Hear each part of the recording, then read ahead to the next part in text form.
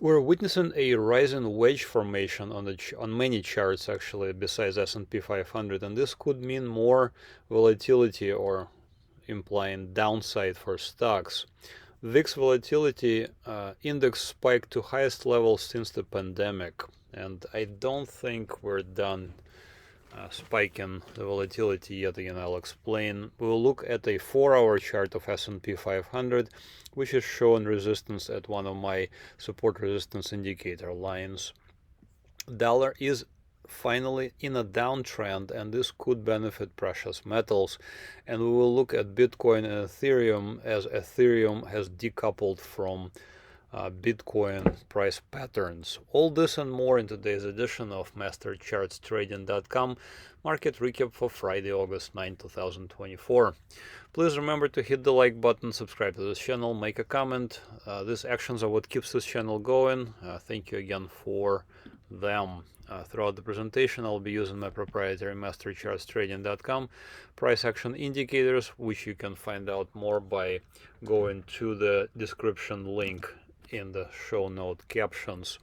If you're a subscriber, stay tuned. We have quite a bit of various securities, namely market breadth, high yield bonds, treasury bonds are going to be covered in the members only section. Lots of ETFs and foreign ETFs, large cap stocks, as well as various speculative securities. We're going to be covering them as well. All right, let's look at S&P 500. So this week has been quite volatile. We can look at the weekly chart first. So notice that this is a weekly chart, meaning that the entire candlestick, this entire candlestick is a whole week's worth of activity. So notice what happened. We had 1, 2, 3 weeks of red candlesticks, and then we gapped down, but throughout the week we've been rising. Okay, so that's how it looks on the weekly chart. If we look on the daily chart, this is what we're seeing. So this is last Friday, 2nd of August. We gapped down on Monday, the 5th of August, this Monday, and throughout the week we've been rising. In fact, on Friday we closed at the highest level for the week. So this is a classic rising wedge formation, and after a relatively significant drop, and especially gap down, a rising wedge is considered a bearish continuation pattern. Now, where am I getting this from? You can look it up. For example, you can go to StockCharts.com, look up Chart School, and you can do a search for rising wedge, and there it is. So rising wedge is a bearish continuation pattern. So I think we're witnessing exactly that, and this is for S&P 500, but many of the other charts have a very similar sort of pattern. And if we break this channel line, you can kind of see that I made this with this white dotted line. If we break this channel line, we will most likely at least retest the lows of this from this Monday, Monday the 5th of August. So I don't think we're yet done with this corrective action. And in a few minutes I'll also show you a very short-term chart. This is a daily chart, so each day, each candlestick is a day's worth of activity. I'll show you in a few minutes a 4-hour chart, which also is showing resistance up here where we're trading currently. So this corrective action doesn't seem done. I'm expecting at least a touch of this blue support resistance line. These are my indicator lines. So you can see green, blue, red, and yellow lines. These are my Master Charts Trading support resistance lines. If you don't have them, we can use the exponential moving average. This is a 200-day exponential moving average, the one in yellow. And you can see we're very well matched. So my blue line and the yellow 200-day exponential moving average is right around 5,080, and it's very possible that we will still retest that level, and we don't yet know if that level will hold or if we burst through it and eventually right ourselves. But during a bull market, which I think we're still in, we want to be looking for a buying opportunity around the blue support resistance line. So this is exactly what we did, for example, back in October of 2023. We had a corrective action towards this blue support resistance line. We can turn on the 200-day exponential moving average. Also similar around the same area. I prefer to use my indicator lines because they give a better exact price levels. And we bought just around there in November, and basically we're trailing higher. I closed my position personally for S&P 500 SPY, so I bought it back in October of last year, and I went ahead and I closed it Monday of this week with a very nice profit. So what are we looking at again for the near term? I don't feel like we're done with this corrective action. I think we will pull back towards the 5,000 area, and we'll see if we're gonna bottom there.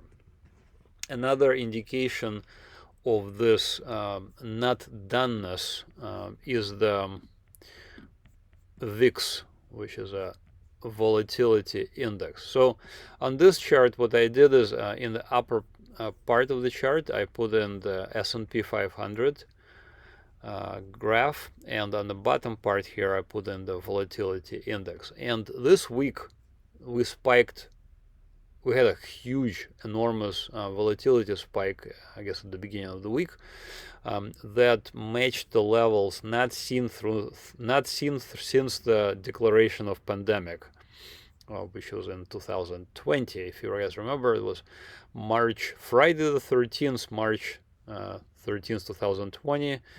President Trump at the time declared national emergency. So we are seeing levels of volatility not seen since 4 years back. Is this a one-off thing? It's possible. In fact, we will talk about it in the members only section because I will be discussing put-call ratio, and put-call ratio has dramatically reversed from being in favor of calls, now being in favor of puts, meaning that people think that the market will collapse.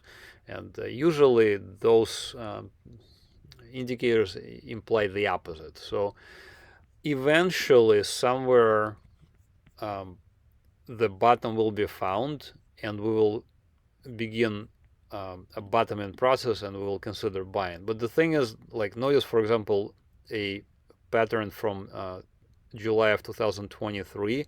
We sort of came down this wave-like patterns. We burst through the blue support resistance line, by extension the 200-day moving average, and only later, a few weeks later, we kind of righted ourselves and continued higher. So something of similar nature, I believe, is brewing, and especially with this rising wedge formation. I mean, this rising wedge could continue, but again, I just don't feel like this corrective action is done, and I think we will retest the lows from Monday the 5th of August, which is around 5,100, and blue support resistance line and the 200-day moving average is right around that area. So strong support for sure around 5,000, and we will watch very carefully for the bottoming pattern around that area. Okay, so that was the more longer term charts. Let's look now at a little bit of a shorter term chart, and there it is. So for this, I'm using ticker symbol US 500 from after prime is it's CFD is contract for difference. It's one of those securities which are available outside the United States but not available in the United States. But we still have a graph, and this security basically follows S&P 500 futures very closely, and it's live. Right now it's weekend, so it's not being traded. However, you can see on this chart, this is a 4-hour chart. So 4 hours, each candlestick is a 4-hour worth of activity. So each day would be 6 candlesticks per day, so 24 hours in a day. So notice this big drops that began on 1st of August into 2nd of August, and then finally we kind of ended around 5th of August with a giant hammer-like candlestick. And again, we rose, and then we touched this red support resistance line. So during a downtrend, we want to be selling around the red line after a bounce higher. Now, this is a 4-hour chart, so it's a little bit of a different beast than the daily chart, and it's more of a for shorter-term traders.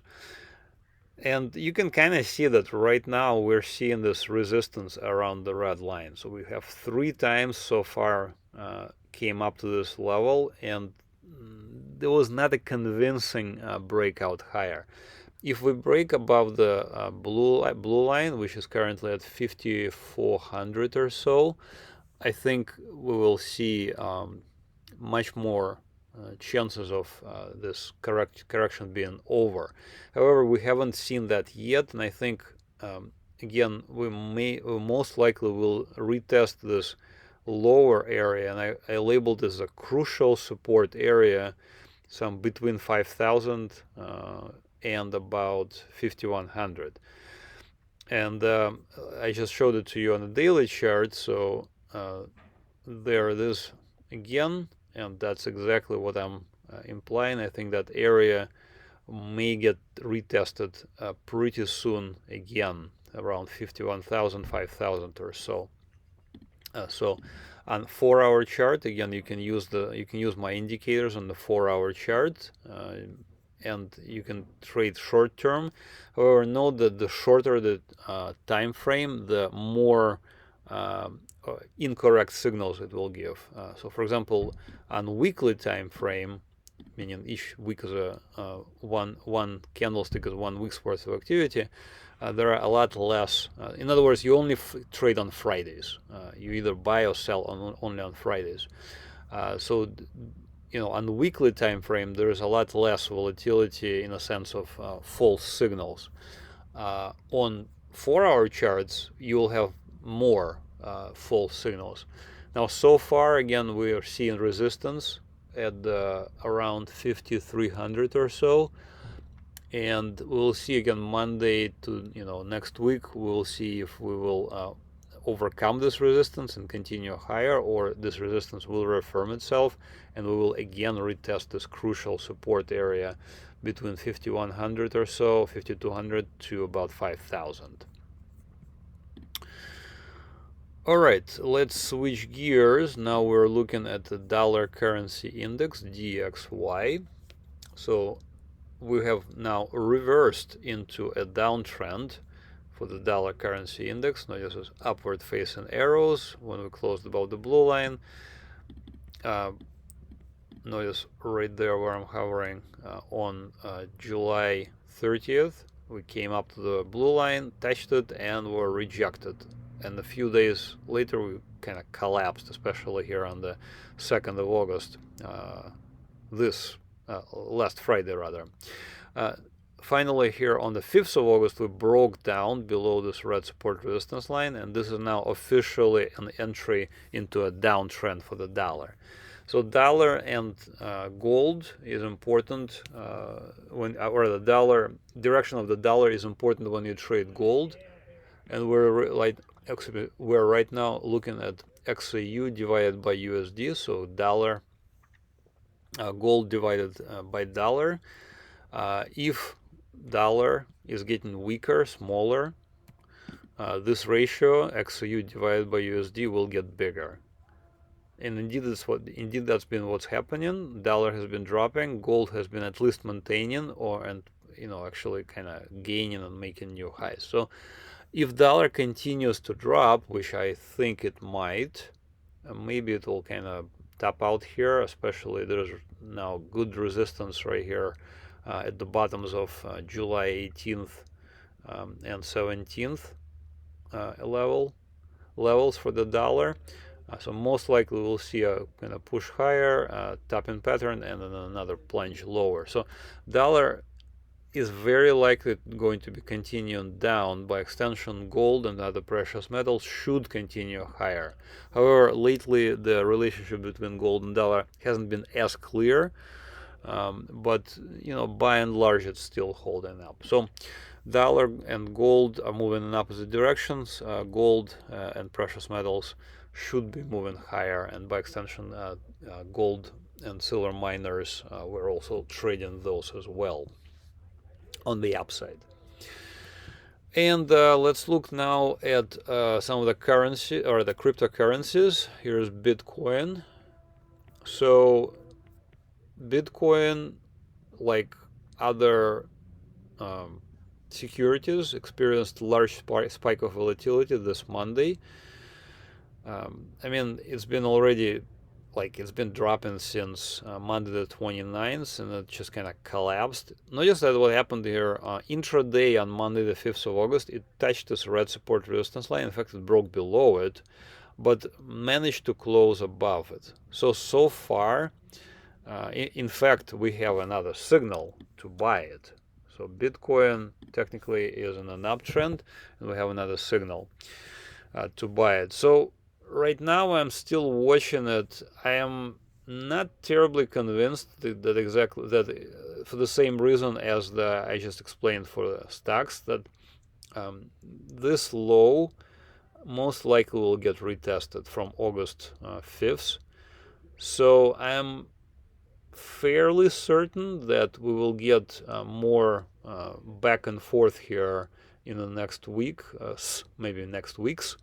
Most likely we'll see a pullback towards 5100, and if we bottom there and rally, that would be a very good sign. However, let me show you Ethereum, which did not do what I just described. In fact, here's Ethereum breaking below this red support resistance line on the 4th of August. So that is now a new downtrend for Ethereum. Okay, and notice the weak rally this week on the 8th of August. It didn't even get to this red support resistance line. So clearly the nature of this security has changed. Whereas before, notice we were buying it around the blue line. I personally bought it as well, made some money, got stopped out. Now we're seeing a breakdown, and now potentially we're going to see opportunities to sell it short. So if we, for example, rise towards about 2800, so the red line, so maybe we'll continue rising next week or so, we would consider selling Ethereum short if there is an opportunity to even do that. I mean, sometimes I think there is now Ethereum ETF which also offers options, although don't quote me on this, I'm not 100%. The gist of this chart is that up to relatively recently, Bitcoin and Ethereum were moving in lockstep, and they were still sort of moving in lockstep. But now all of a sudden Ethereum has collapsed basically, and that's what I call decouple. Ethereum has decoupled from Bitcoin. What does that mean? It's difficult to say for sure what that means, but I'm treating cryptocurrencies sort of as one big asset class. And if some of the cryptocurrencies, especially major ones like Ethereum, are all of a sudden dropping into a downtrend, then Bitcoin could be next. And that's why I'm not really in a rush to buy it, even though we have a signal right now to buy it. Signal would mean a low below the blue line and now a close above the blue line. Will Ethereum do what I just, or rather, will Bitcoin do what I said? Will it pull back and then possibly bottom around the red line, which is around 5100 or so? We'll need to watch. But this large candlestick from 5th of August, doesn't really inspire confidence yet. I mean, it does look like a hammer candlestick, but it's a red hammer candlestick. And also, it's not a very convincing hammer candlestick, I suppose. All right, so that's it for this week's recap. Let me know what you guys think. Make a comment. Don't forget to like this video. If you're not yet a subscriber, head over to MasterChartsTrading.com. I have 3 different plans that you can sign up for. So the trading indicators are these lines in the chart. You can trade pretty much anything under the sun on most time frames, and I can explain which ones. Newsletters, I send out daily alerts to my subscribers on various securities that we trade. Notice that, for example, this week we'll be covering various ETFs, large cap stocks, as well as speculative securities and gold-related securities as well. So that's newsletters. They go out daily, and then there is also a weekly members-only video that comes out on Fridays, which is I'm about to record it. And of course, the best deal is to get both trading indicators and newsletters. So yearly plans are now available, meaning that you buy upfront for a whole year and you get 17% off compared to monthly plans. Monthly plans are about almost 20% more expensive, so I think the best deal, of course, is to get indicators and newsletters on a yearly basis, and I think that's the best deal out there. All right, that's it for this week's recap. Again, please don't forget to hit the like button, subscribe to this channel, share this video, and again, thank you for watching and have another great trading week. Bye-bye.